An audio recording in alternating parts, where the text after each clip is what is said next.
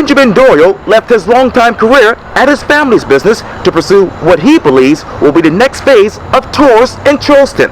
I talk one-on-one with Ben about the future of tours in Charleston for this edition of Quintin's Close-Ups. And if you haven't already, subscribe to my YouTube channel and like Quintin's Close-Ups on Facebook. Benjamin Doyle. Quintin, Washington. Welcome back to Quintin's Close-Ups. Thank you so much for having me, my friend. Yes, it's been a long time. See you. Oh, likewise. I know that you wanted to come to see me because, you know, you left your lifelong career at your family's business here in downtown Charleston to basically pursue other options. What's new with you right now? Well, long before this point, years ago, a close family member and I had discussed the idea of electric vehicles giving tours. And ever since that moment, years ago, it's been in the back of my head, and I got more serious about it as time went on, and as I'm watching things happen with City Hall, Council, the mayor in particular, I see this agenda is very, very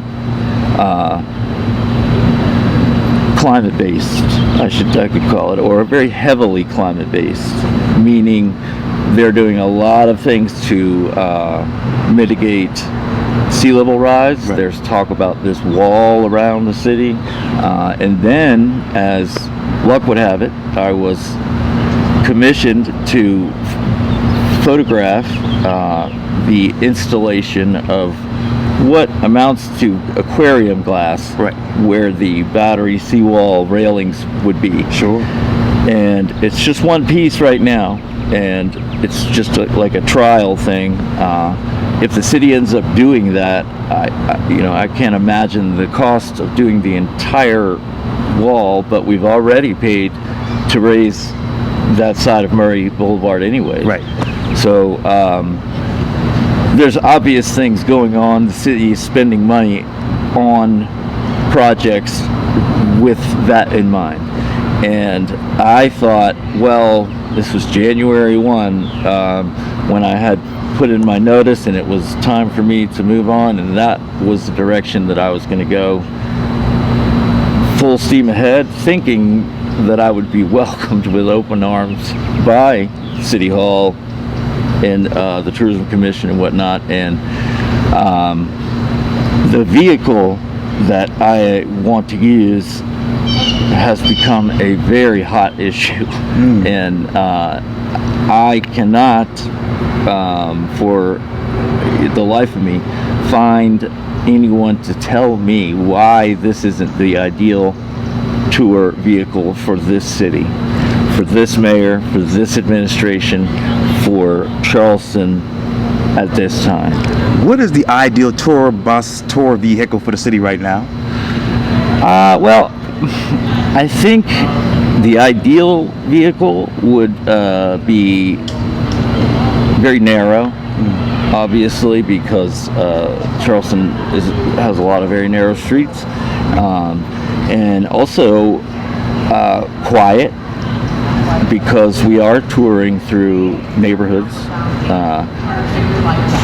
and very low impact, right? And I would say the vehicle that I've proposed is what's called a low-speed vehicle. That's the category by the Department of Transportation. But a low-speed vehicle technically is a vehicle that goes between 8 miles per hour and 25 miles per hour. So top speed is 25, which seems pretty slow, and a lot of people have thought, to say right off the rip, well, you're going to hold everything up. Well, if you think about being behind a tour bus, I've never seen one go 25, and if they all went 25, the tours would last about 10 minutes, and I think traffic would probably, flow pretty easily. But if you're in there with a totally silent vehicle with doors and windows, 3-point seat belts, makes absolutely no noise, and It is very, very skinny. It's only 2 people wide, and it only holds 6 people total. And it can get out of the way of cars very quickly. And I think that what is on the market today, what is available today to be used to tour, this thing is the number one. This is what I believe is the ideal vehicle for downtown. What's available for this market now? Well, believe me, I have been scouring the internet. I've talked to many different car dealerships, and the biggest problem is, first of all, supply. There's a lot. Everybody is talking electric. Everybody is promising electric, and by this year this and this year that. Well, nobody really has anything, and especially nobody has anything in the multi-passenger space. Nothing. I did find one company in Colorado that was willing to electrify vehicles, and what that entailed was purchasing myself a Sprinter van, taking this Sprinter van to them, and then they take out all the guts, the motor and everything but the drivetrain, and they electrify it. And I thought, well, I found it, until she told me it was $100,000 to do that after the cost of the Sprinter. And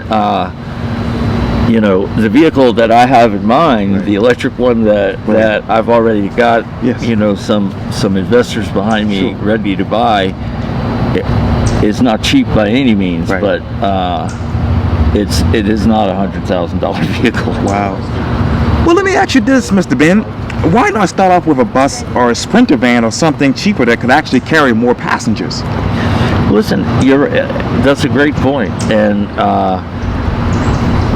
I feel very strongly that 10 years, maybe less, we'll say 10 years from now, that we're going to be in the electric space, be that your personal vehicle and a thriving tourism economy like this.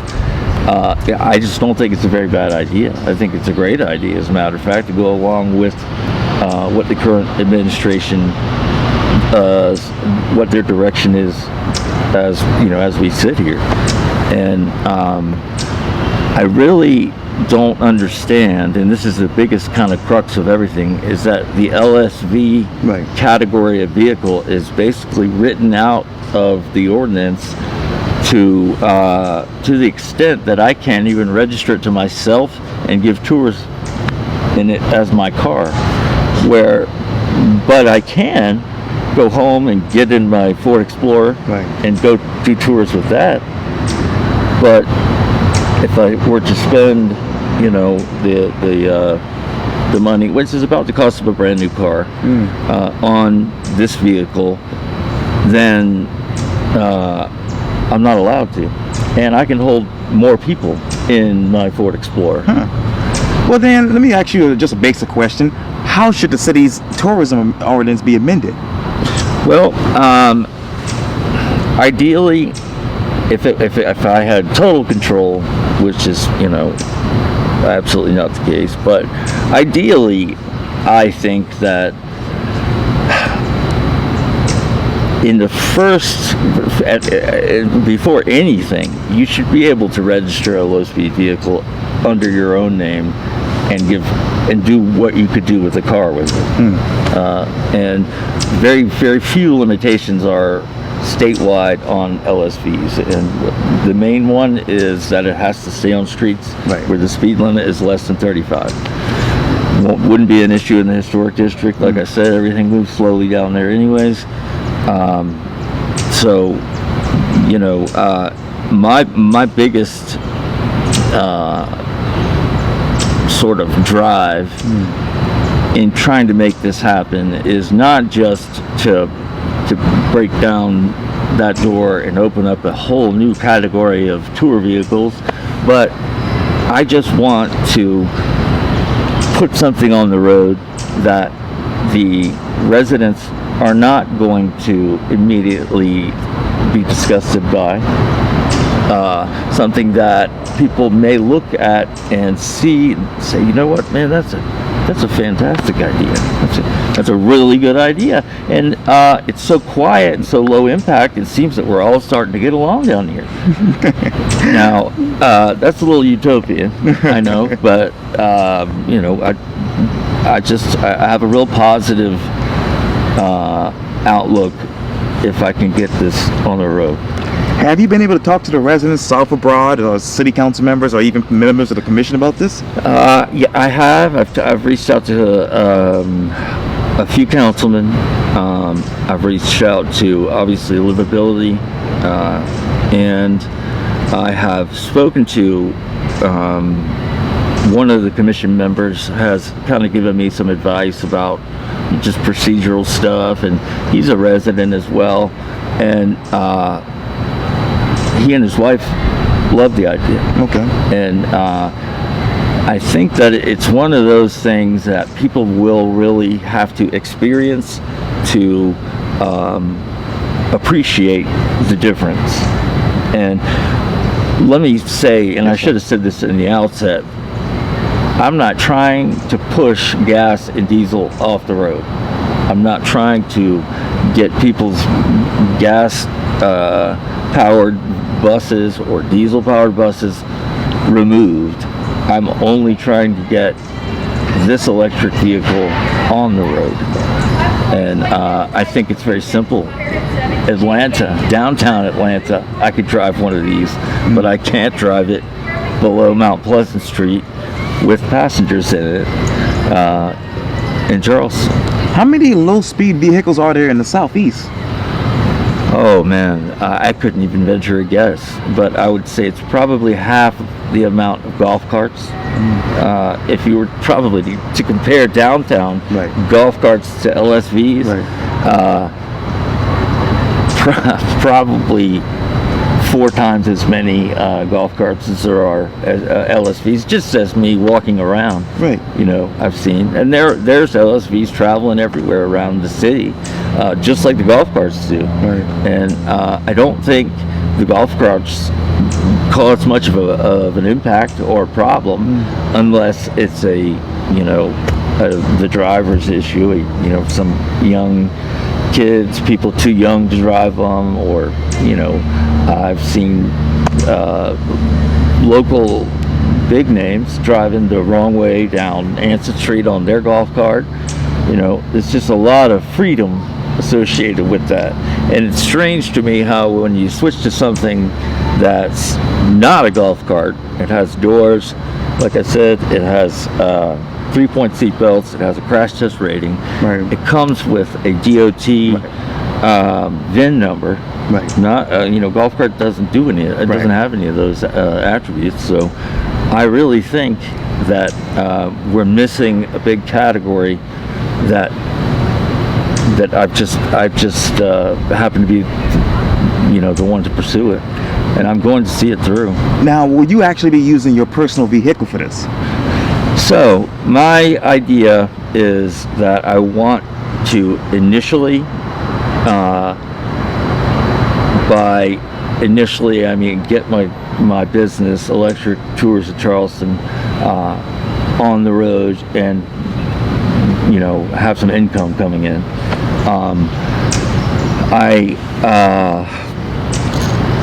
I think that I should be able to register it to myself and use it as my own car, just as I could with the car that I drove here to see you in.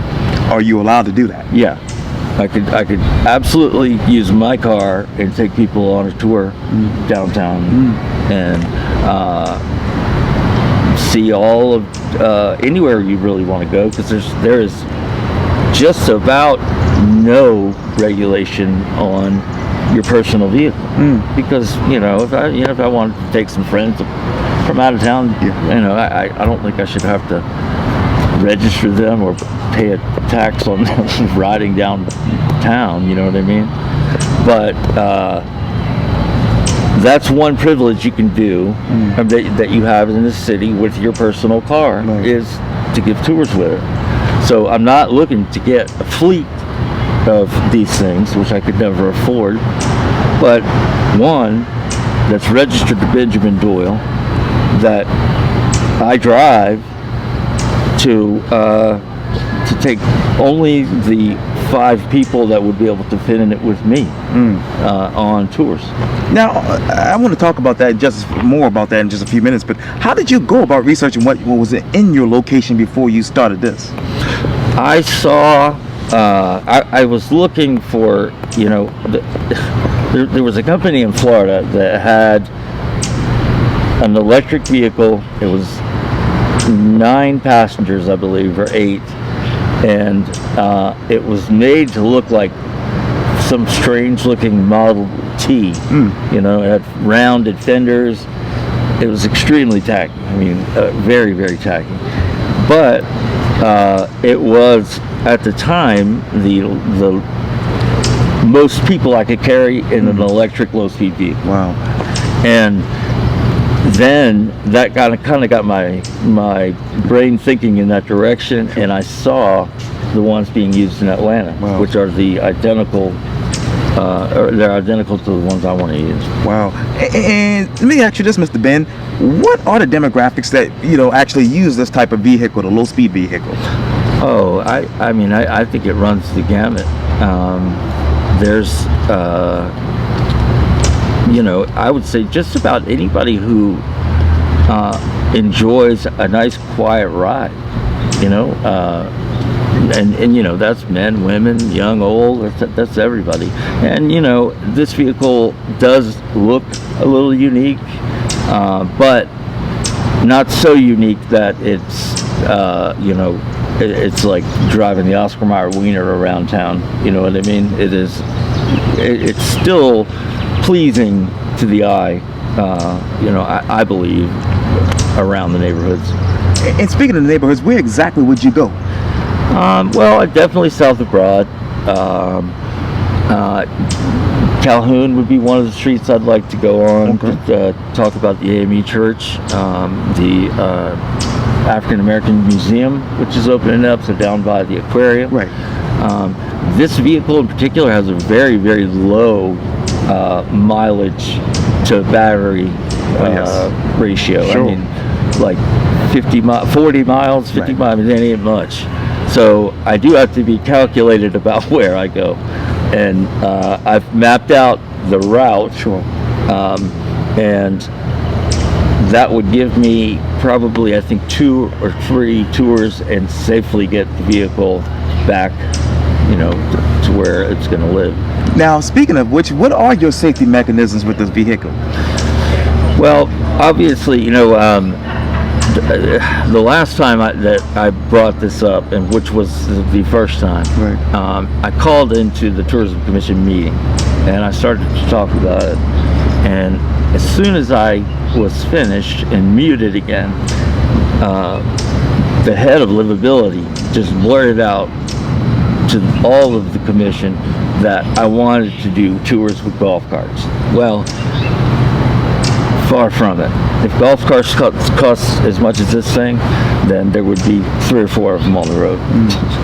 But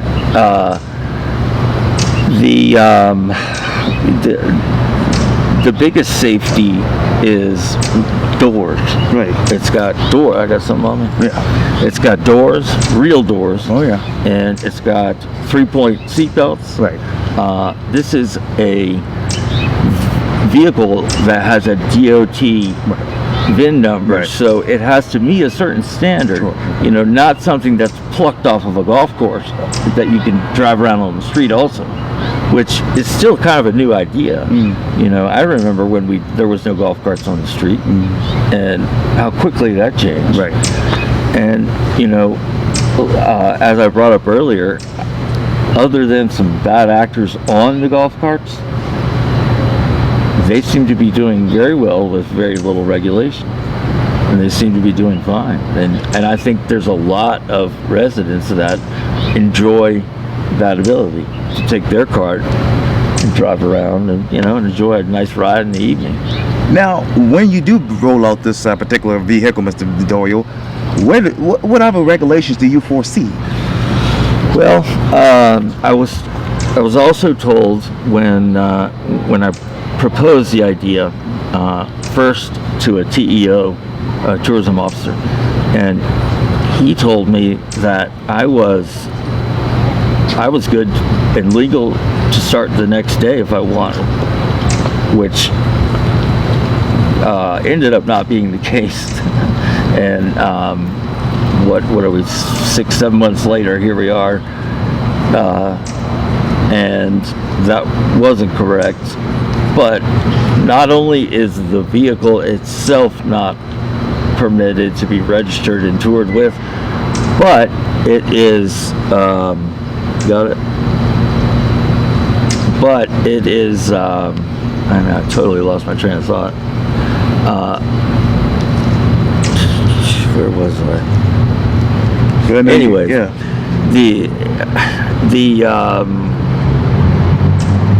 This vehicle. Yes. Back to the safety for one more thing I left out too. The way that I'll be operating it is with obviously like a headset, but very similar to what the buses do. Sure. I'm going to start out with no amplification at all, and because I believe the car will be quiet enough, and people will be able to hear me just fine because it's a pretty condensed little space. So I think that ability to speak loud enough people can hear me without turning around. Right. I can keep my eyes on the road the whole time, and pay attention to traffic, and pay attention to where you've got a pretty high pedestrian versus vehicle incident rate here, and I just think that something that moves slower can't move much faster. Sure. It's a little safer all around. Now, with your particular tour, Mr. Ben, how exactly and how long will this tour last? Approximately 90 minutes to 2 hours is what I'm thinking, and that's going to depend again on.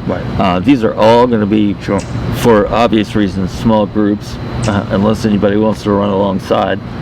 But all going to be small groups, and I tend to be a rambler, and I'll talk and talk and talk and talk, just like today, and. I could easily see myself going way over that, but 90 minutes to 2 hours is what I'm hoping, and hit major attractions, the major stuff that people want to see, and I think this is the thing I could move in, do the tour, and get out with almost zero impact. Speaking of impact, how would you use private property for your business? As a starting location and an ending location, there is an ordinance that says that if you're using an LSV for transportation of people or moving them somewhere, you have to have a lease from where you begin, right? And then wherever they end up, you have to have a lease there as well. And I believe it's like a controlling percentage of this. I don't know what it is, but there is definitely heavy regulation on that. I think it's largely overlooked, but I do have that secured. Private property for beginning and end, and for it's a lot safer and easier if you've got a large area out of traffic and out of the fray of things. Now, how exactly will your company encourage green tourism? Well, there was a big tourism conference down in Florida, and then I think the last one was just in San Diego, and it was either there or another conference that I heard that the next generation coming up, which would be, I think it's Generation Z, right, and also millennials for that matter, they at a rate of about 60%, according to this poll, took into account the company that they chose to tour with. No. They took into account that company's carbon footprint. And like I said, I see City Hall moving that way. I see a younger generation that likes, that ideology moving in that direction. And why not start now? This is where I believe things are going to end up. Like I said, be that a personal vehicle or buses that are electric. Councilman Seekins, I believe, he's ushered in the electric Carter buses. That I don't know if they're in use yet, but I heard they were in use. I just haven't seen one. But it just seems like a very logical, a very natural progression to move to that next level. And speaking of the next level, what will Charleston's carbon footprint be in 2030? I mean, that's up to that's up to us as a city. It's up to council and the mayor how we want to go about mitigating what we can.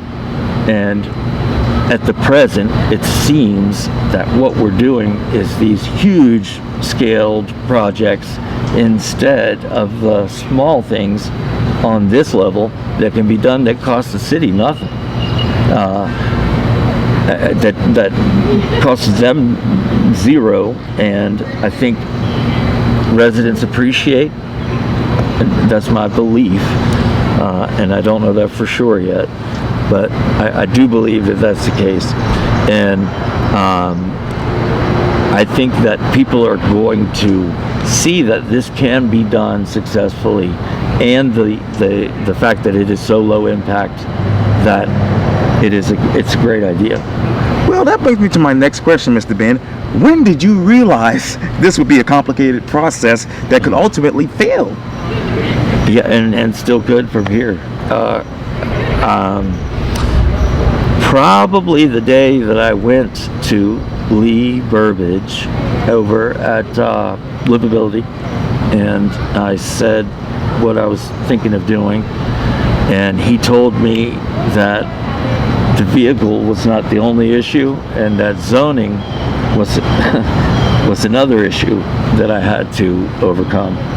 And in that, I mean, I would have to have the zoning change, right, or some type of variance. I don't know.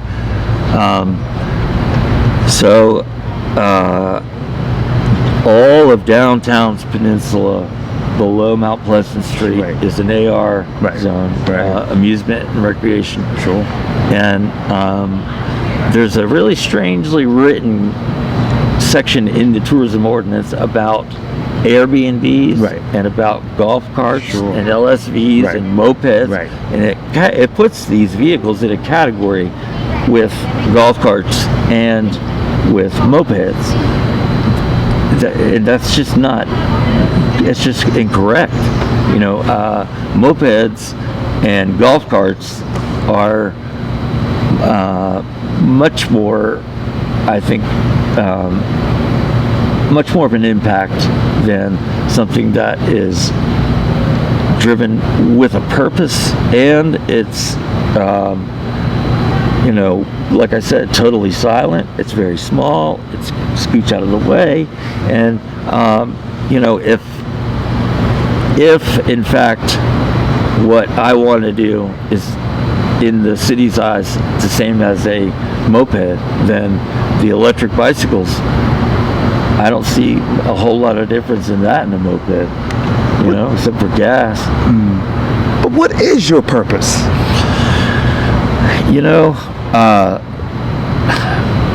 I like to think that I'm a doer, and I have been running my own business, which is a drone company that I do photographs and construction sites and stuff like that, and I really enjoy doing that. But this city is in my blood, and the history of this city is just part of my life, right. And I've never lived anywhere else, and I think that I can make a really big impact by lessening an impact, and it would really benefit not just the residents, but it would benefit customers, tour operators. I think there's a lot to be gained by letting this happen. And I know this is a stupid, but it's probably a redundant question as well, but does this city, your hometown, meet your needs when it comes to this low-speed vehicle? Well, no. I mean, being in the tourism space with my family for so long, right.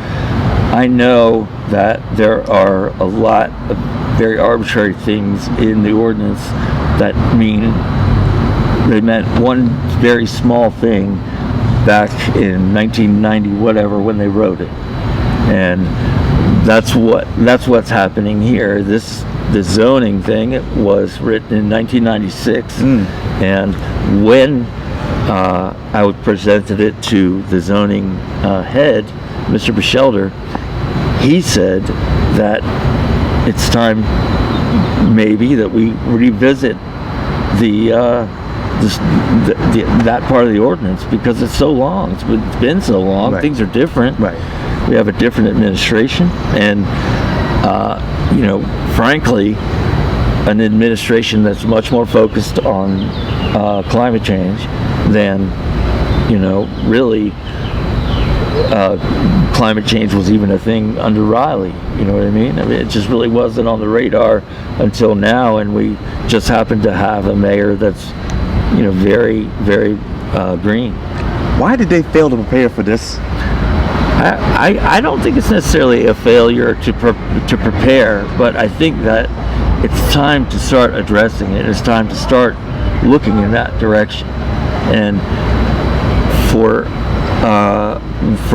the movement that I want to make is a baby step towards the electric tour vehicle space that will be here in Charleston. Someday that will be the case. I'm guessing, like I told you, 10 years, and we still have plenty of time to act. I offered this that I'm doing up as a pilot program even too, if they would like to use it, study it, and sort of use me as the guinea pig. And if it doesn't work, it doesn't work. If it does work, which I think it will, then let's talk about how we can make it better or perfect.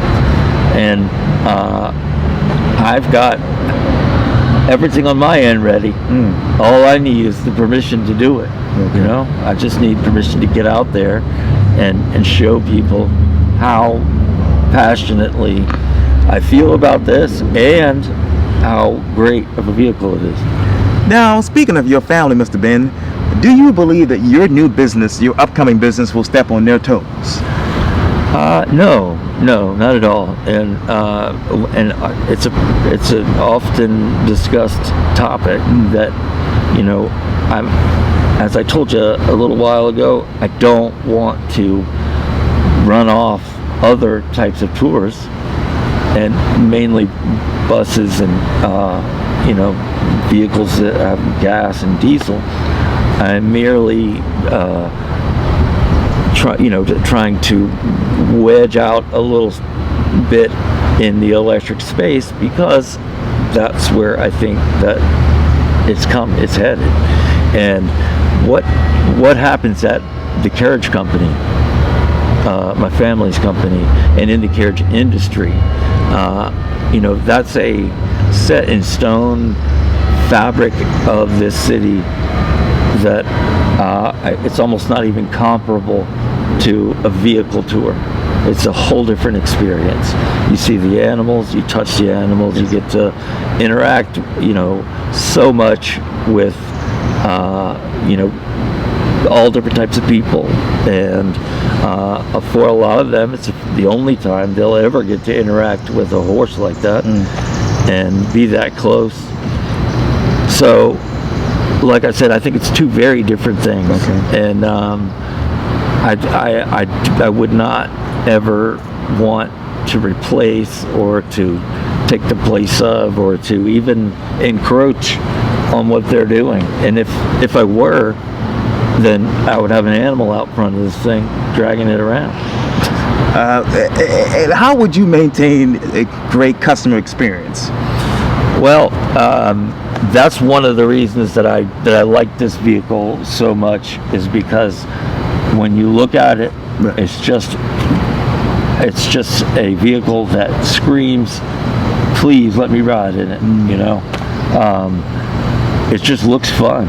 It just looks like a fun vehicle. It's fun to ride in. It's unique, but it's not too unique. It's not too weird looking. You know what I mean? It's not too different. And it is what I want to be, the first touring electric vehicle. Now, Mr. Ben, I know that the Charleston Place and other established businesses already have LSVs. What will make your company, your business, unique? Well, I don't have a hotel. That's one big difference. But also, at least in the short term, the near term, I am going to be the only person. It's just going to be me. I'm going to be giving the tours and taking the reservations and selling tickets and the entire thing, and I'm okay with that. And I may even just let that be my contribution, is just to open the doors and to let people see how this works, see that this does work, that it's viable, that we can do it, and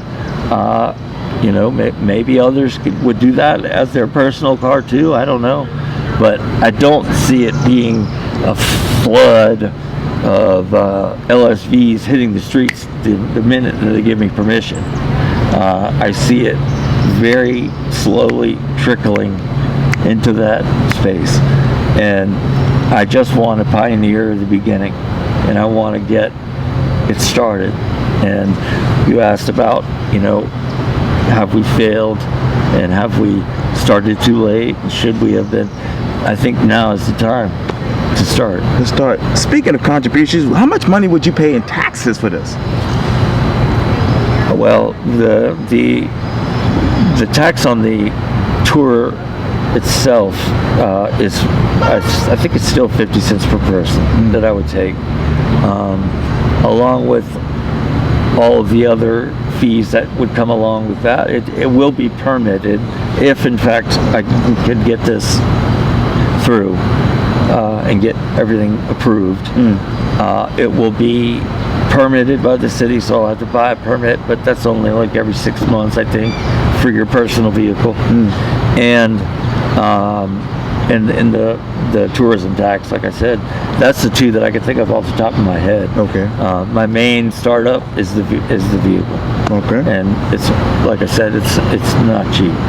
And how, this is another redundant question, but how will your business actually close that gap between what the residents want and what the city actually wants? Well, that's an excellent question, because I don't know that exists, that specifically, but I think we can get close to it. Okay. I think we can get very close to it. I think that the residents, and I have heard over the last 2 decades, almost 3, the complaints and what bothers the residents and what they, now will offer up to whoever's out there. I've heard a lot of the complaints. I've dealt with a lot of the complaints. And I think that this is something that meets a lot of those things that were irritable, that I heard, right. Like getting out of the way, being skinny. And I even heard a gentleman, and I don't know if this is true or not, but one gentleman mentioned that he has to wash the outside of his home because of fumes on his house. Wow. And I don't remember how often he says he has to do this, but